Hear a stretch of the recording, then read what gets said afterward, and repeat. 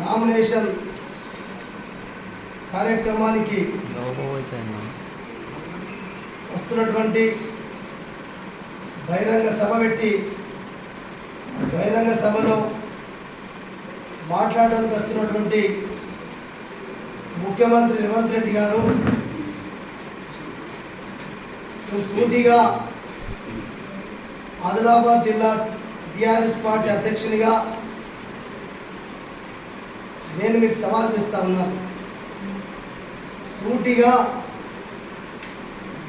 మీరిచ్చినటువంటి మాటని, మీరిచ్చినటువంటి ఎన్నికల్లో హామీలను మాత్రమే నేను మిమ్మల్ని అడగదలుస్తున్నా. మీరు ఏ ముఖం పెట్టుకుని ఆదిలాబాద్ జిల్లాకు రేపు వస్తున్నారు, దానికి ముందు జవాబు చెప్పాలి. ఎన్నికల ప్రచారంలో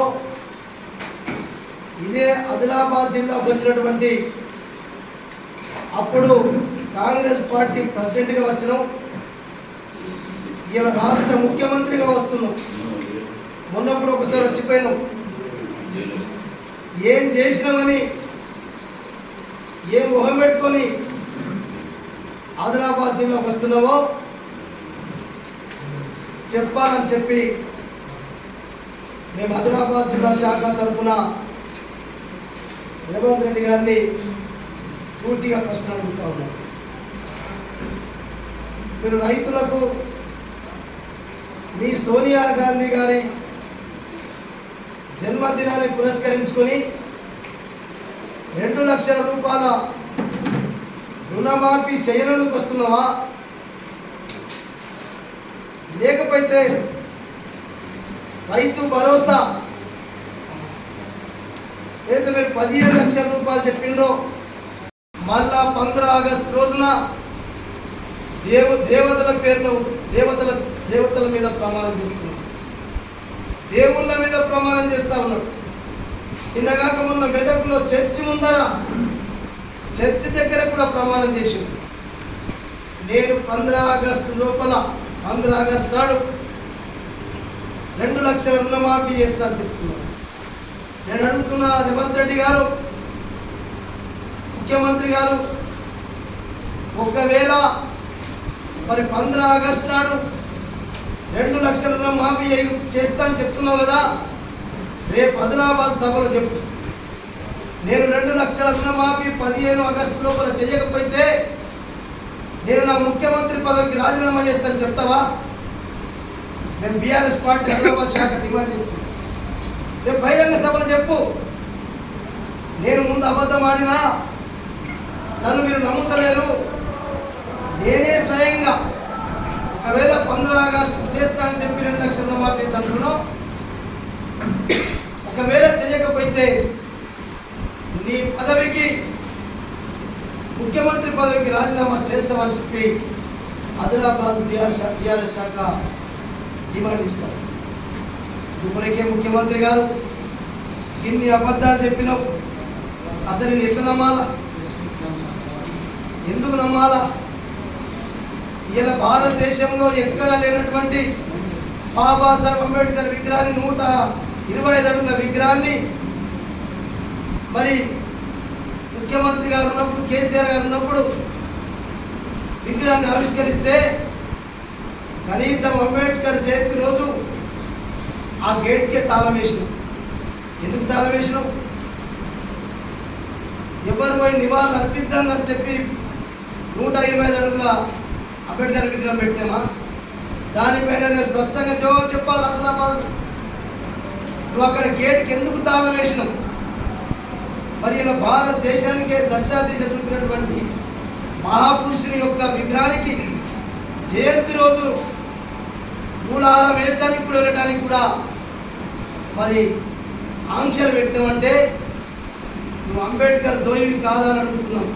2 లక్షల రూపాయలలో ఏ ఒక్క రైతుకు కూడా రైతు భరోసా ఇవ్వనందుకు వస్తున్నావా? కౌలు రైతుకి ఇస్తున్నావు, వ్యవసాయ కూలీలకు 12,000 రూపాయలు సంవత్సరానికి ఇస్తున్నావు, ఇవ్వనందుకు వస్తున్నావా? అదే మిమ్మల్ని నేను అడుగుతా ఉన్నా. ఇంకొక మాట చెప్పినావు, డిసెంబర్ మాసంలో మా కాంగ్రెస్ పార్టీ ప్రభుత్వం ఏర్పడుతుంది. మీరు డిసెంబర్లో 2000 రూపాయలు పెన్షన్ తీసుకోవద్దమ్మా. అక్కలారా, చెల్లెలారా, అవ్వలారా, మీరు జనవరి నెలలో 4000 రూపాయల పెన్షన్ తీసుకుంటారని చెప్పినావు. మరి 4000 రూపాయల పెన్షన్ ఇవ్వనందుకు వస్తున్నావా? కళ్యాణ లక్ష్మి చెప్పినావు. పేద ప్రజలారా, ఇలా కేసీఆర్ గారు 1,00,000 రూపాయలు ఇస్తున్నాడు. నేను 1,00,000 రూపాయలతో పాటు తులం బంగారం ఇస్తానని చెప్పినావు. అది ఇలా ఇవ్వనందుకు వస్తున్నావా? అందుకొరకే మేము అడుగుతా ఉన్నాం ముఖ్యమంత్రి రేవంత్ రెడ్డి గారిని, దానికి సమాధానం చెప్పాలని చెప్పి డిమాండ్ చేస్తాం. ఇది ఒకటే కాదు, ఈరోజు మరి కనీసం మీరు ఏ హామీలు అయితే ఇచ్చిండ్రు, 6 గ్యారెంటీలలో మీరు చెప్పిండ్రు. అంటే 500 రూపాయల గ్యాస్ సిలిండర్ ఇస్తానని చెప్పినాం. ఇవ్వనందుకు వస్తున్నావా అని అడుగుతున్నాం. 200 యూనిట్లు కాలుస్తే కరెంటు 0 బిల్ ఇస్తానని చెప్పినావు. ఇలా ఇవ్వనందుకు వస్తున్నావా? ఏ ముఖం పెట్టుకొని వస్తున్నావు? ఏమి చెప్తావు? రేపు ఆదిలాబాద్ ప్రజలకు అడుగుతా ఉన్నాం. రేపు నువ్వు ఏ ముఖం పెట్టుకొని ఆదిలాబాద్ మరి ఎంపీ అభ్యర్థికి ఓటు వేయమని చెప్పి ఏమడుగుతావు? ఎందుకు వెయ్యాలని చెప్పి ఈరోజు బీఆర్ఎస్ పార్టీ ఆదిలాబాద్ శాఖ నేను ప్రశ్నిస్తూ ఉంది. ముఖ్యమంత్రిగా మేము ఏమనొచ్చు? ఒక బాబాసాహెబ్ అంబేద్కర్ విగ్రహానికే పూలమాల వేయడానికి ఆంక్షలు పెట్టినామంటే అసలు నువ్వు భారతదేశ పౌరుడవా? భారతదేశ మరి ఒక రాష్ట్రానికి ముఖ్యమంత్రి అయినావు. నిజంగా మేము సిగ్గుపడుతున్నాం. అందుకొరకే రేపు ఖచ్చితంగా నేను ప్రజలందరికీ అప్పీల్ చేస్తా ఉన్నా. రైతులారా, రైతు కూలీలారా, ఏదైతే 2000 రూపాయలు పెన్షన్ తీసుకొని 4000 రూపాయలు ఇస్తారని చెప్పినటువంటి ఈయన రాష్ట్రంలో 42 లక్షల మంది పెన్షనర్స్ ఉన్నారు. నేను ఆదిలాబాద్ జిల్లాలో ఉన్నటువంటి పెన్షనర్స్ అందరూ కూడా రేపు మీ 4000 రూపాయల పెన్షన్ ఏమైందని అడగండి. మీరు రైతు భరోసా 15,000 చెప్పిండ్రు, కానీ మా 10,000 రూపాయలు కేసీఆర్ గారు ఇచ్చినటువంటి రైతు బంధుని ఇస్తారా లేదా అని చెప్పి రేపు ప్రజలు అడగండి. కళ్యాణ లక్ష్మి గురించి అడగండి. రేపు ముఖ్యమంత్రి గారిని ఆదిలాబాద్ జిల్లాకు వచ్చినప్పుడు ఎవరికి ఏ వర్గాలకు ఏ హామీ ఇచ్చిండో, నువ్వు సోనియా గాంధీ బర్త్డే అని చెప్పినావు.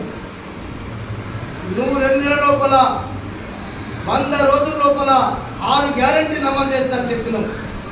నువ్వు చెప్పిన మాటల్ని మేము అడుగుతున్నాం. నువ్వు చెప్పినటువంటి మాటల్ని అమలు చేయాలని చెప్పి అడుగుతున్నాం. ఇప్పుడు మీకు కావాలంటే ఎన్ని అవుతాయని చెప్తాం. ఒక నెలలో 200 రూపాయలు 2,200 యూనిట్లు కాల్చిన వాళ్ళకి 0 బిల్ వచ్చింది. మళ్ళీ ఇప్పుడు 0 బిల్ రాలేదు. 500 రూపాయల గ్యాస్ సిలిండరు ఒక్కళ్ళప్పుడు ఈరోజు వరకు అకౌంట్లో డబ్బులు వేయలే, కానీ కొందరికి ఏం పంపిండు, లెటర్స్ పంపిండు. ప్రియమైనటువంటి అక్కలారా, చెల్లెలారా, మీరు తీసుకునేటటువంటి గ్యాస్ సిలిండరు మీ ఖాతాలో 500 రూపాయలు, ఆ ఖాతాలో 500 లేవు, 5 పైసలు లేవు. అంటే ఇప్పుడు కూడా నిలువున మోసం చేస్తాను. ఇంత పెద్ద అబద్ధాల కోరు, అబద్ధాల ముఖ్యమంత్రి మరి రేవంత్ రెడ్డి గారు ఖచ్చితంగా నేను మా ఆదిలాబాద్ జిల్లా ప్రజలందరినీ కూడా ముఖ్యమంత్రి రేవంత్ రెడ్డి గారిని నిలదీయండి అని చెప్పి అందుకొరకే అప్పీల్ చేస్తున్న ప్రజలందరికీ. నిజంగానే మరి రేవంత్ రెడ్డి గారు ఇచ్చిన మాట ప్రకారంగా మరి ఇలా మీరు ఏదైతే అమలు చేయలేదో దానికే రేపు నేను ప్రజలందరినీ కూడా అప్పీల్ చేస్తున్నా. రేపు బహిరంగ సభలు అడగండి, ఎందుకు మీకు ఓటు వేయాలా? మీరు ఇచ్చినటువంటి మాట ఒక్కటి కూడా అమలు చేయనందుక, 100 రోజులలో 6 గ్యారెంటీలు చేస్తామని చెప్పి ఒక్కటి కూడా అమలు చేయనందుక, కేసీఆర్ గారి ప్రభుత్వం ఉన్నప్పుడు 7,500 కోట్ల రూపాయలు ట్రెజరీలు వేస్తే మరి మీ మంత్రులు మీ అందరు మంత్రులు స్వయంగా కాంట్రాక్టర్స్ ఉన్నారు కాబట్టి వాళ్ళ బిల్లు లేపుకొని ఇచ్చినందుక, 7,500 కోట్లు కాజేసినందుక ఎందుకు ఓటేయాలని చెప్పి రేపు అడగవలసిన అవసరం ఉందని చెప్తున్నాం. నిన్న ఏదైతే ఇంద్రవెల్లి ఘట్టం మనందరికీ తెలుసు, చంపిందే కాంగ్రెస్ వాళ్ళు. అమాయక ఆదివాసులను పుట్టన పెట్టుకున్నారు. వందలాది మందిని పుట్టన పెట్టుకొని అధికారికంగా ఒక 13 మంది చనిపోయిందని చెప్పి అధికారిక లెక్కనిచ్చింది. ఆ రోజు కూడా కాంగ్రెస్ పార్టీ ప్రభుత్వ హయాంలోనే కాల్పులు జరపడం, స్తూపం కడితే స్తూపాన్ని కూడా కూల్చేసింది కాంగ్రెస్ పార్టీ ప్రభుత్వమే. మళ్ళా స్వయంగా స్వచ్ఛంద సంఘాలందరూ కలిసి కట్టుకున్న స్తూపం. అప్పుడు కేసీఆర్ గారి ప్రభుత్వం తెలంగాణ వచ్చినాకనే అక్కడ ఆంక్షలు ఏం లేకుండా ఇలా 10 ఏళ్ల నుంచి స్వేచ్ఛగా ఆదివాసీ అమర వీరులకు జోరు అర్పించడానికి ప్రజలు స్వచ్ఛందంగా వెళ్తున్నారంటే అది ఒక కేసీఆర్ పుణ్యమని చెప్పినాం. అందుకొరకే ఇవాళ వచ్చి నిన్న వచ్చి సీతక్క గారు మంత్రులు హంగామా చేస్తున్నారు. మీరు చేసిందే, చంపిందే మీరు. ఇప్పటికీ రక్తపు మరకలు ఉన్నాయి. మీరు ఆ స్తూపాన్ని కూడా టచ్ చేసేటటువంటి మీకు ఆ నైతికత కూడా లేదు. మీరు పాపాలు చేసిండ్రు. ఇలా క్షమాపణ చెప్తే సరిపోదు. అందుకొరకే మీరు ఎలా తప్పకుండా రేపు రాబోయేటటువంటి పార్లమెంట్లో ఆదివాసులందరూ కాంగ్రెస్ పార్టీకి ఆనాడు చేసిన 1921-20 ఏప్రిల్తో దాదాపు 43 సంవత్సరాల క్రితం చేసినటువంటి ఘటన ఖచ్చితంగా రేపు పార్లమెంట్ ఎన్నికల్లో కాంగ్రెస్ పార్టీకి బుద్ధి చెప్తారు. మీరు యువ వికాసం కొరకు 5 లక్షల భరోసా కార్డు ఇస్తాను చెప్పి విద్యార్థులందరికీ విద్యా భరోసా కార్డు ఇస్తాను చెప్పి అది మనందుకు వస్తున్నావా? లేకపోతే రోజు అబద్ధాలు ఆడుతున్నావు. 30,000 ఉద్యోగాలు ఇచ్చింది గతంలో ఉన్నటువంటి ప్రభుత్వం, కేసీఆర్ గారి ప్రభుత్వం. రోజు లేస్తే అబద్ధాలు ఆడుతూ ఉన్నావు. ఆ కేటీఆర్ గారు కూడా ముందు చెప్పిండు, ఈ కథ పెళ్లి చేసుకోకముందు పిల్లలు పుట్టినట్టు చెప్తా ఉన్నావు. నువ్వు ఒక నోటిఫికేషన్ ఇవ్వకపోతివి, ఒక పరీక్ష పెట్టకపోతేవి. ఇవాళ గొప్పగా మేమేదో ఉద్యోగ అపాయింట్మెంట్ పత్రాలు ఇచ్చే ముందు నువ్వు వచ్చి ఇలా 30,000 ఉద్యోగాలు ఇప్పటికే ఇచ్చినని చెప్పి గొప్పగా చెప్పుకుంటున్నావు. అబద్ధాలు చెప్తున్నాఅని చెప్పి మరొకసారి ఆదిలాబాద్ ప్రజల్ని మోసం చేయడానికి వస్తున్నావు అని చెప్పి ఈరోజు రేవంత్ రెడ్డి గారిని ప్రశ్నిస్తాం. తినగాకముందు చెప్తున్నా బహిరంగ సభలో నీకు భయం పుట్టుకొచ్చింది. ఇలా పార్లమెంటు సీట్లన్నీ కాంగ్రెస్ పార్టీ, బీజేపీ పార్టీ ఓడిపోతున్నాయి. ఇలా బీఆర్ఎస్ పార్టీ గెలుస్తుందన్నటువంటి భయంతో ఇలా నీ మహబూబ్ నగర్ జిల్లాకి ఎన్నిసార్లు పోయినావు? ఎంపీగా అభ్యర్థి ప్రచారం కొరకు నీ సొంత జిల్లాకే నిన్నటితోటి 8 సార్లు ఒక మహబూబ్ నగర్ మీ అభ్యర్థి ప్రచారం కొరకు వెళ్ళామంటే దీన్ని బట్టి రేవంత్ రెడ్డి గారు రేపు మా జిల్లాకి వచ్చేది మా జిల్లా వాళ్ళు అమాయకులు అనుకుంటున్నావా? నీ సొంత జిల్లాలోనే ప్రశ్నిస్తున్నారు. మేము ఏ ముఖం పెట్టుకొని ఓట్లు అడగటానికి వెళ్ళమంటున్నాం? మీరు కాంగ్రెస్ పార్టీకి ఓటేయమని చెప్పి ఎట్లా అడుగుదామంటున్నాం? వాళ్ళ కార్యకర్తలే మహబూబ్నగర్ జిల్లాలో బూత్ స్థాయి కార్యకర్తలు ప్రశ్నించిన రేవంత్ రెడ్డి. మనం ఏమీ చేయలే, మనం అన్నీ చెప్పినాం. ఇలా ఏం చేయకుండా మేము ఎట్లా ఓట్లు అడగమంటామని చెప్పి స్వయాన కాంగ్రెస్ పార్టీ కార్యకర్తలే ప్రశ్నించిన రేవంత్ రెడ్డి గారు. మీరు ఇలా అందరినీ మోసం చేసి తప్పకుండా రేపు మా ప్రజలు, ఆదిలాబాద్ ప్రజలు అడుగుతారు. మీరు ఎప్పుడో చెప్పారు సీఎం అయిన తర్వాత అక్కడేదో స్మృతివనం కడతామని చెప్పి ₹1 కోటి. ఈ రోజు వరకు స్మృతివనం లేదు, అక్కడ స్టార్టే కాలే. చేసినైతే మేము అన్నీ చేసినవి. వచ్చి కొబ్బరికాయలు కొట్టిండ్రు, శిలాఫలకాలు పెట్టిండ్రు. కేసీఆర్ గారి ప్రభుత్వంలో జరిగినటువంటి పనులే మంజూరు చేసినాయి. ప్రారంభోత్సవాలు, ఫౌండేషన్ చేసిండ్రు. మీరు స్మృతివనం కొత్తగా చేసింది ₹1 కోటి అని చెప్పి ఆ ₹1 కోటి పనులు ఇప్పుడు ఇప్పటికీ ప్రారంభం లేదు.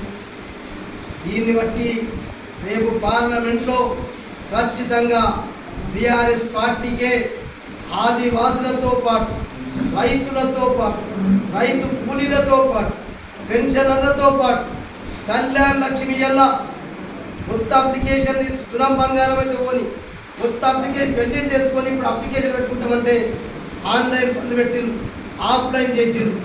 అంటే కళ్యాణ లక్ష్మి రాని వాళ్ళు ప్రతి ఒక్కరు కూడా రేపు ఖచ్చితంగా పార్లమెంట్ ఎన్నికలలో మా కేసీఆర్ గారు ఒక్కరే ఈ రాష్ట్రాన్ని, రైతాంగాన్ని, రైతు కూలీలని, పేద ప్రజల్ని, పెన్షనర్స్ని, అన్ని వర్గాల ప్రజల్ని కేసీఆర్ గారే రేపు కాపాడుతాడు. అందుకొరకే ఇలా ప్రాంతీయ పార్టీలు ఇలా గెలుస్తేనే రేపు సెక్యులరిజాన్ని కాపాడుతారు, అన్ని కులాలను మతాలను సమానంగా చూస్తారు. అందుకొరకే పార్లమెంట్లో మా వాణి వినిపించడానికి కొరకు, అయితే ప్రజల యొక్క సమస్యల్ని గొంతు విప్పడానికి కొరకు ఇలా ప్రాంతీయ పార్టీ అభ్యర్థులే పార్లమెంట్ ఉంటే ఖచ్చితంగా నిలదీసే అవకాశం ఉంటుంది. కాబట్టి ఇలా కాంగ్రెస్ అయినా బీజేపీ అయినా ఇద్దరు తొందే బడేబాయ్ చోటేబాయ్. కాబట్టి ఇదే ఆదిలాబాద్లో బడేబాయ్ అన్నాడు చోటేబాయ్ రేవంత్ రెడ్డి, చోటేబాయ్ అని చెప్పి అన్నాడు బడేబాయ్ నరేంద్ర మోడీ. అందుకొరకు ఇద్దరు చోటేబాయ్ బడేబాయ్ని కలిసి మనందరినీ మోసం చేస్తున్నారు. ఖచ్చితంగా రేపు రాబోయేటటువంటి పార్లమెంటు ఎన్నికల్లో ఆత్రం సక్కు గారికి కారు గుర్తు ఓటేసి మాకు భారీ మెజార్టీలు గెలిపించాలని చెప్పి ప్రజలు కోరుకుంటున్నారు, గెలిపిస్తారని చెప్పి ఆశిస్తున్నారు.